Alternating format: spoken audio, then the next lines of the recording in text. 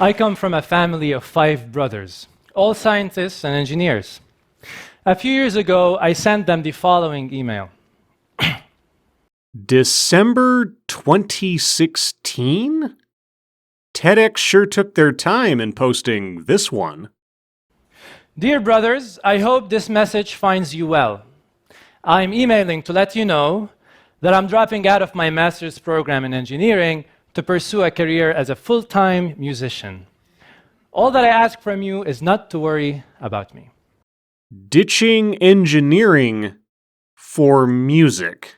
It's a bold strategy, Cotton. Let's see if it pays off for him. Brother number 1 replied. He was encouraging, but a bit skeptical. He said, I wish you the best of luck. You're going to need it. Was that supposed to be a punchline? Brother number 2 was a little bit more skeptical. He said, don't do it. This will be the worst mistake of your life. Find a real career. Okay, this audience has some ridiculously low standards for what qualifies as funny, is all that I'm saying. Now, the rest of my brothers were so enthusiastic about my decision, they didn't even respond. Okay, so your brothers thought that you were being foolish. Got it. I know that the skepticism coming from my brothers is out of care and concern for me. They were worried. They thought it will be difficult to make it as an artist, that it will be a challenge. And you know what? They were right.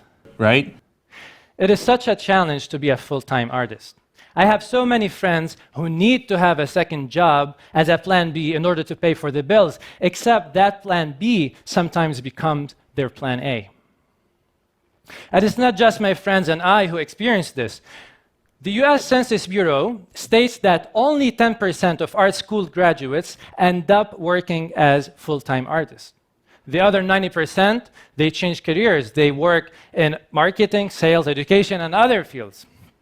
But this is not news, right? Right? We almost expect the artist to be a struggling artist.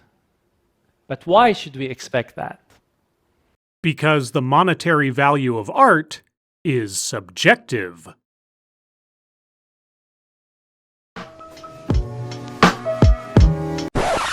Oh, this video keeps going?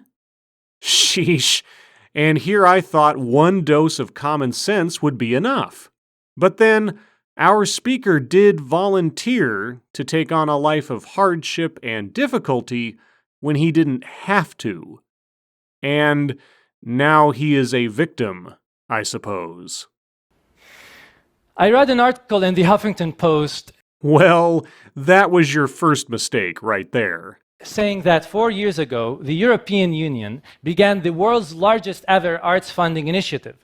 Creative Europe will give $2.4 billion to over 300,000 artists.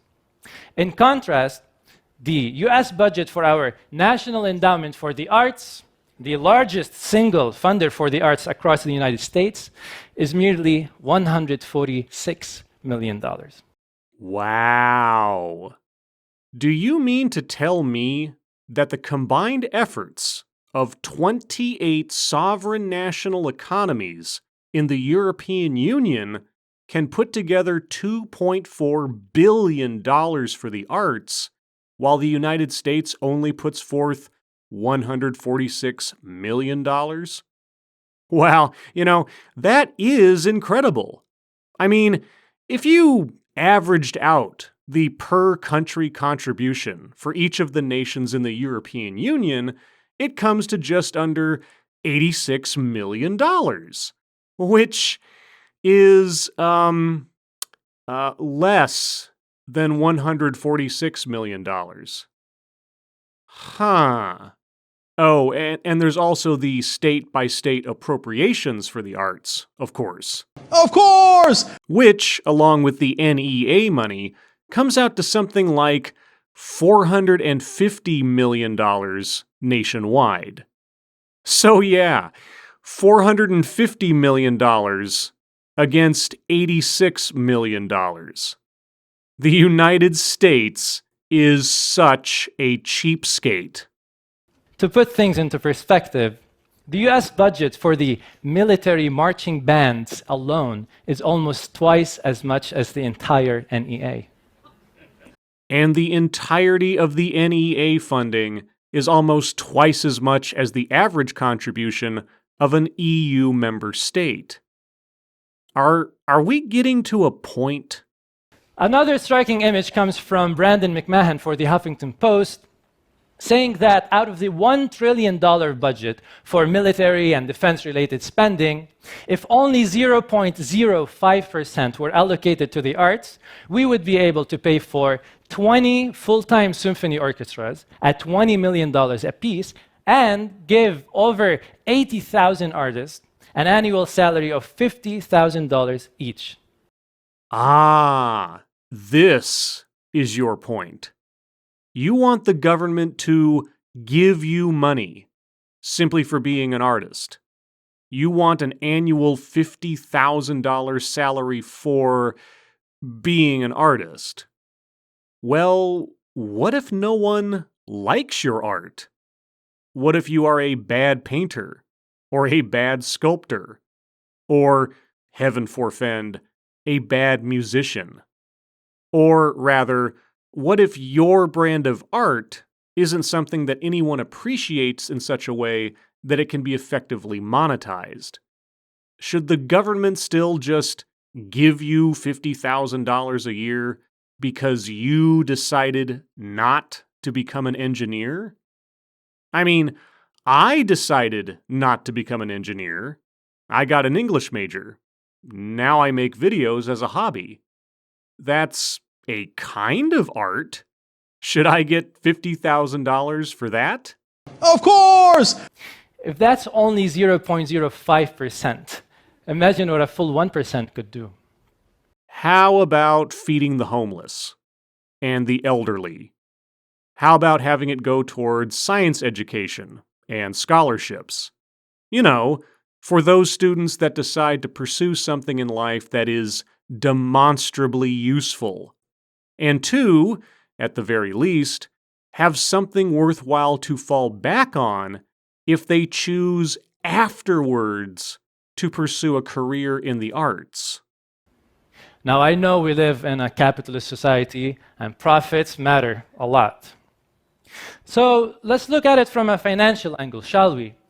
The US nonprofit arts industry generates more than $166 billion in economic activity. It employs 5.7 million people, and it returns $12.6 billion in tax revenue. Wait, the arts generate all of that on the NEA's measly $146 million annually? I'm failing to see the problem here. But this is only a financial angle, right? Right? We all know that the arts is way more than just an economic value. The arts brings meaning to life. It's the spirit of our culture. It brings people together and it supports creativity and social cohesion. Art creates social cohesion. As a rule?